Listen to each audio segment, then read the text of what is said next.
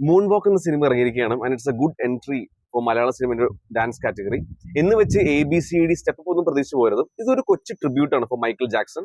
പാട്ടുകൾ വേസ്റ്റ് അല്ല, ഡാൻസ് ആണ് അതിൽ കൂടുതൽ ഫോക്കസ് കൊടുത്തിരിക്കുന്നത്. ആൻഡ് ആ പിള്ളേരെ ഗംഭീരമായിട്ട് തന്നെ ചെയ്തിട്ടുണ്ട്, നല്ല എഫേർട്ട് ആയിട്ട് തന്നെ ചെയ്തിട്ടുണ്ട്. ഇതിൽ ഓരോ ഡാൻസ് ഷോസും പെർഫോമൻസും ഈ സിനിമയുടെ ഒരു വലിയ ഹൈലൈറ്റ് തന്നെയായിരുന്നു.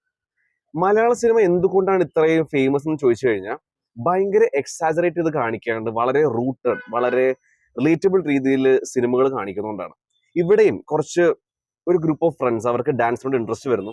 എന്നിട്ട് അവിടുന്ന് വലിയ വലിയ ഡാൻസ് കോമ്പറ്റീഷനോട് പോകാണ്ട് കൊച്ചു കൊച്ചു കോളേജ് പരിപാടിയിലൊക്കെ പാർട്ടിസിപ്പേറ്റ് ചെയ്ത് അവിടുന്ന് ഒരു വളർച്ചയാണ് കാണിക്കുന്നത്.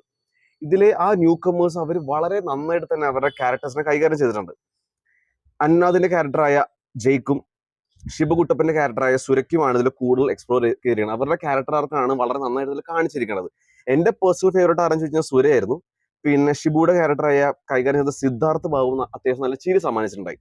ബാക്കിയുള്ളവരും സുജിത് പ്രഭാകർ, ഋഷി കൈനിക്കര, മനോജ് മോസസ്, പ്രേം ശങ്കറസ് ഇവര് നന്നായിരുന്നു. പിന്നെ ശരിക്കും പറഞ്ഞാൽ ഈ ഡാൻസ് ഈ സിനിമയുടെ ഒരു ഭാഗം മാത്രമാണ്. എനിക്ക് മോസ്റ്റ്ലി ഈ സിനിമ തോന്നിയത് ഫ്രണ്ട്ഷിപ്പ് ആണ് ഈ സിനിമ കൂടുതൽ എക്സ്പ്ലോർ ചെയ്തിരുന്നത്. ഫ്രണ്ട്ഷിപ്പ് ഇതൊരു സ്ലൈസ് ഓഫ് ലൈഫ് സിനിമയാണ്, റിയലിസ്റ്റിക് സിനിമയാണ്. പറവ, വാഴ എന്നീ സിനിമയുടെ ഒരു ഷെയ്ഡ് നമുക്ക് കാണാൻ പറ്റും. പിന്നെ മാക്സിമം സ്റ്റീരിയോ ടൈപ്സും അവർക്ക് ഒഴിവാക്കാൻ പറ്റിയിട്ടുണ്ട്.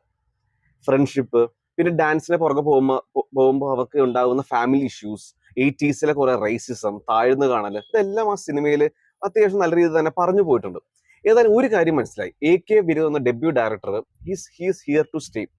ആ ഒരു ഡാൻസ് പോർഷൻസ് ആണെങ്കിലും പെർഫോമൻസസ്, പിന്നെ ആ ഒരു 80s കാലഘട്ടം റീക്രിയേറ്റ് ചെയ്ത് എല്ലാം നല്ല ടീം സെറ്റ് ചെയ്തതൊക്കെ everything was safe in his hands. ഇതിൽ സാബു മോഹനാണ് ആർട്ട് ഡിപ്പാർട്ട്മെന്റ് കൈകാര്യം ചെയ്തിരിക്കുന്നത്.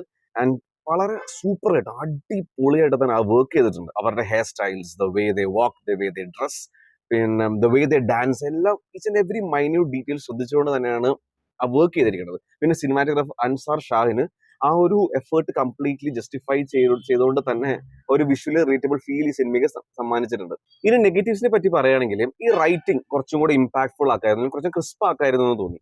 ഇതിൽ ഒരു ഗ്രൂപ്പ് ഓഫ് ഫ്രണ്ട്സിനെ പറ്റി പറഞ്ഞല്ലോ, അപ്പൊ ഇവരുടെയൊക്കെ ഒരു 4-5 പേരുടെ ലവ് ലൈഫ് ഒക്കെ ഭയങ്കര ഡീറ്റെയിൽ ആയിട്ട് പാട്ടൊക്കെ വെച്ച് കാണിക്കുന്നുണ്ടായി. ശരിക്കും അത്രയൊന്നും കാണിക്കേണ്ട, അനാവശ്യമായിട്ടാണ് ഫീൽ ചെയ്തത്. മാക്സിമം 1-2 പേരുടെ ഒക്കെ കാണിച്ച് കുറച്ചുകൂടെ ഷോർട്ട് ആയിരുന്നു.